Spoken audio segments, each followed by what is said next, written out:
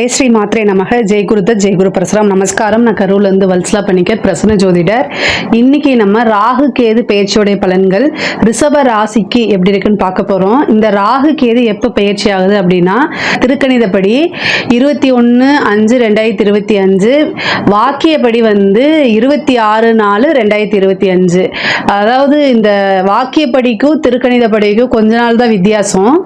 So அதனால நீங்க கன்ஃபியூஸே ஆயிக்க வேண்டாம். ஆனாலும் இந்த உங்களுக்கு ஏப்ரல் 26ஆம் தேதியிலிருந்தே இந்த ராகு கேது பெயர்ச்சியோடைய மாற்றங்கள் உறுதியாக தெரியும்.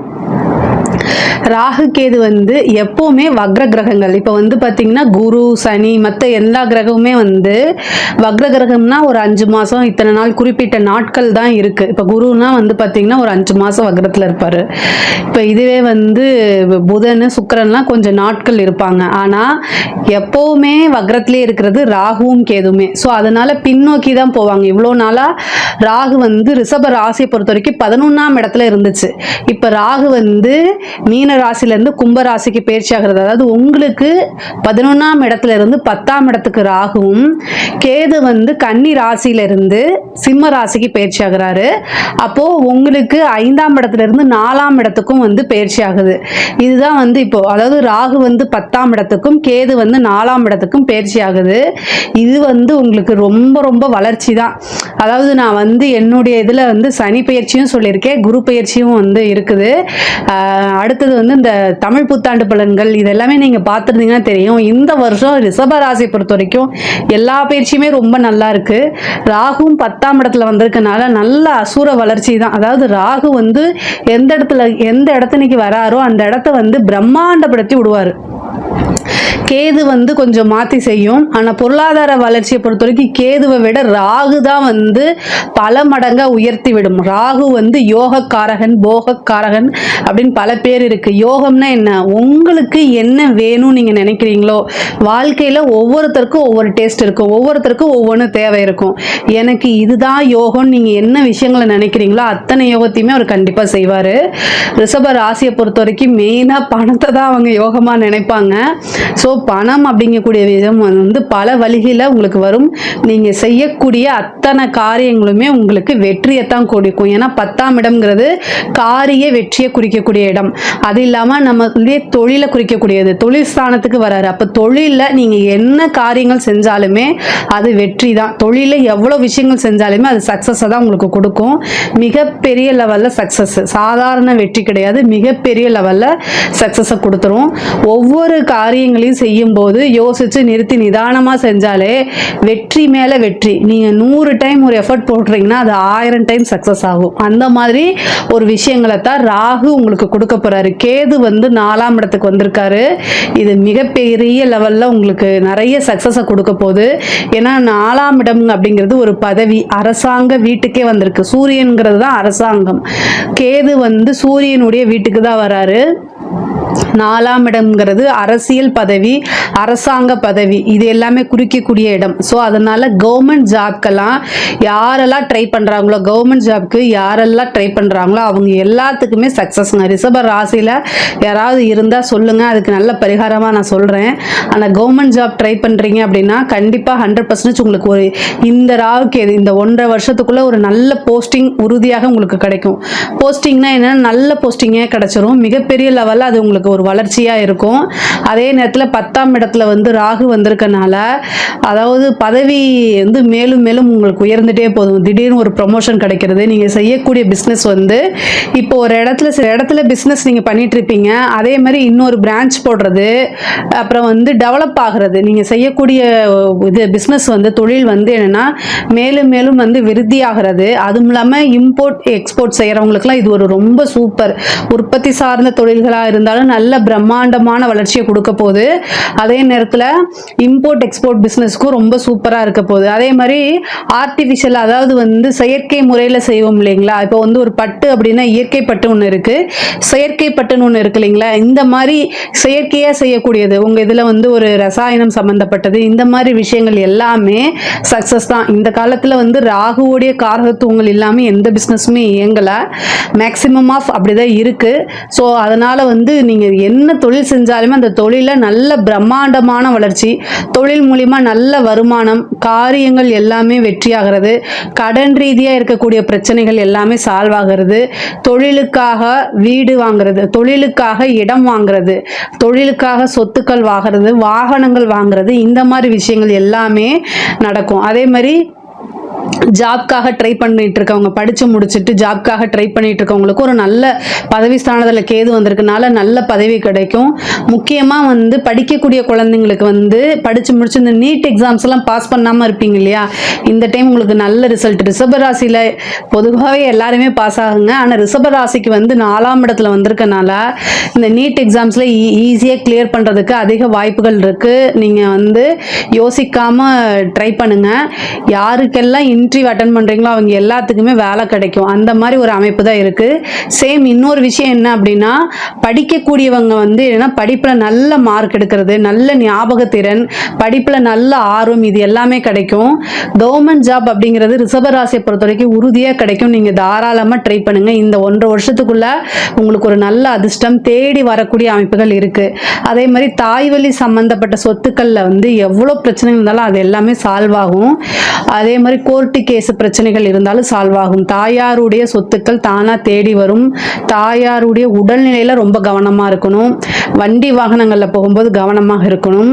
பொதுவாகவே வந்து உங்களுக்கு தொழில் தான் இந்த இதில் வந்து ரொம்ப ரொம்ப சிறப்பாக இருக்குது. தொழில் ஸ்தானம் வந்து ரொம்ப ரொம்ப சிறப்பாக இருக்குது. அதனால் வந்து இந்த வேறு எதுலேயுமே ஃபோக்கஸ் இல்லாமல் உங்களுடைய பிஸ்னஸ்ஸு, உங்களுடைய ஜாப்பு, உங்களுடைய ஃப்யூச்சர் இதில் வந்து கவனம் செலுத்துனீங்கன்னா இந்த டைமில் நீங்கள் என்ன எஃபர்ட் போடுறீங்களோ அது எல்லாமே கை மேலே பலன் கிடைக்கும்.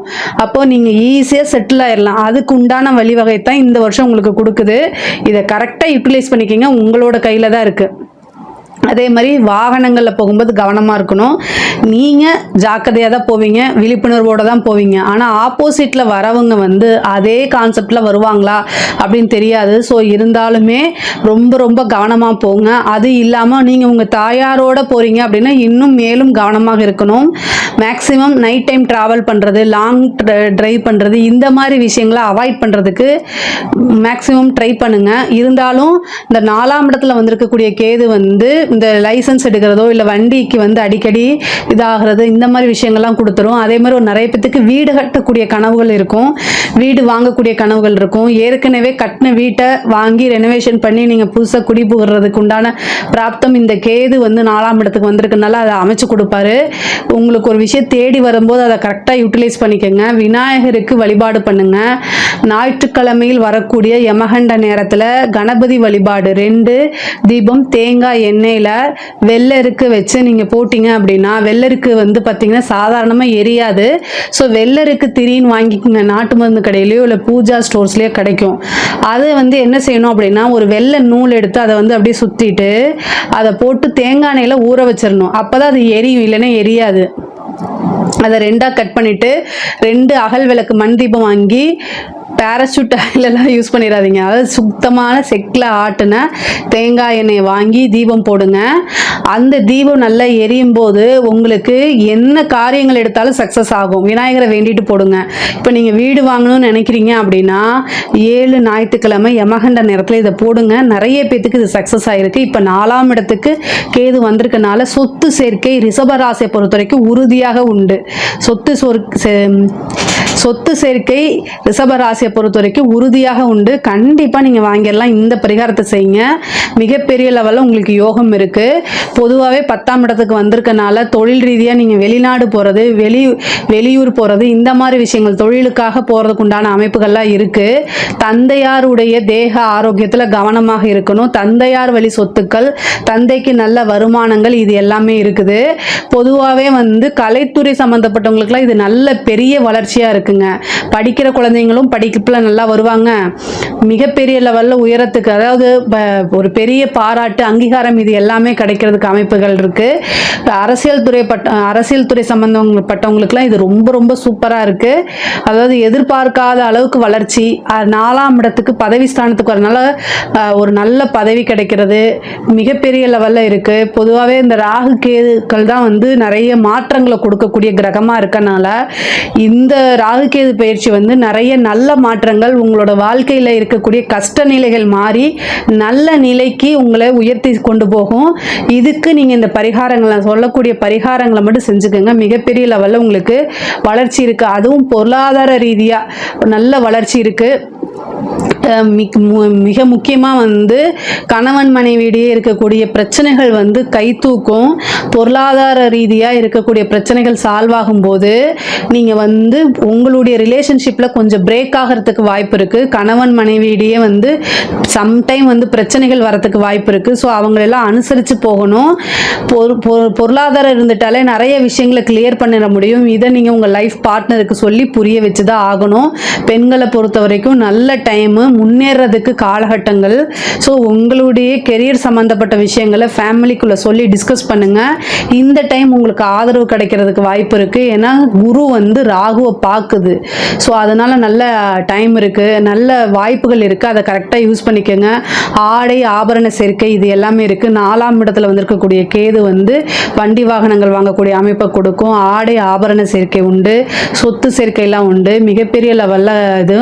அதே மாதிரி ரியல் எஸ்டேட் சம்மந்தப்பட்டவங்களுக்குலாம் வந்து இது சொத்து வாங்கி போகிறதுக்கு உண்டான டைமாக இருக்குது. நல்ல டைமு, பீக்கில் போகும். உங்களுக்கு பொருளாதார ரீதியாக நிறைய வளர்ச்சியும் நல்ல மாற்றங்கள், பதவி மாற்றங்கள் இது எல்லாமே கிடைக்கும். உங்களுக்கு வந்து பார்த்திங்கன்னா கால் சம்மந்தப்பட்ட பிரச்சனைகள், இந்த ஹெல்த்து ரீதியாக பிரச்சனைகள் வரத்துக்கு வாய்ப்பு இருக்குது. அதே மாதிரி சுவாச ரீதியாக இருக்கக்கூடிய பிரச்சனைகள்லாம் நீங்கள் பார்த்துக்கணும். ஹார்ட் சம்மந்தப்பட்ட விஷயங்கள்லாம் பார்த்துக்கணும். 4ஆம் இடத்துல வந்திருக்கக்கூடிய கேது வந்து ஹார்ட் சம்மந்தப்பட்ட டிசீஸை ஏற்படுத்தி கொடுத்துருவாரு. அதுவும் சூரியனுடைய வீடாகவே இருக்கனால அதில் பார்த்துக்கோங்க. அதே மாதிரி கண் சம்மந்தப்பட்ட விஷயங்களையும் ரொம்ப கவனமாக இருக்கணும். ஆனால் பொருளாதார ரீதியாக இந்த ராகு கேது வந்து நல்ல ஒரு உயர்வான நல்ல மாற்றங்களை தான் கொடுக்கும்.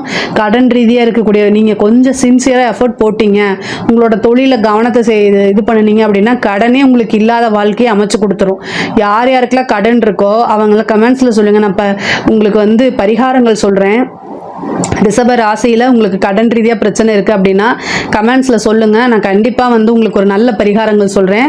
அந்த பரிகாரங்களை செய்யும்போது கண்டிப்பாக அந்த கடன் ரீதியாக இருக்கக்கூடிய பிரச்சனைகள்லாம் சால்வ் ஆகி நல்ல சொத்து சேர்க்கையை உண்டு பண்ணிடும். அதாவது ரிஷப ராசியை பொறுத்த வரைக்கும் 10ல் வந்திருக்கக்கூடிய ராகுவும் 4ஆம் இடத்துக்கு வந்திருக்கக்கூடிய கேதுவும் நல்ல பொருளாதார வளர்ச்சியை கொடுக்கும். அதே மாதிரி ஹெல்த் ரீதியாக இருக்கக்கூடிய கவனங்கள் உங்களுக்கு ரொம்ப ரொம்ப முக்கியமானது. இதில் ஏதாவது சந்தேகங்கள் இருக்குது அப்படின்னா கமெண்ட்ஸில் கேளுங்க. நான் கண்டிப்பாக ஆன்சர் பண்ணுறேன். நம்மளுடைய சேனலை லைக் பண்ணுங்கள், ஷேர் பண்ணுங்கள், சப்ஸ்கிரைப் பண்ணுங்கள். நன்றி, வணக்கம்.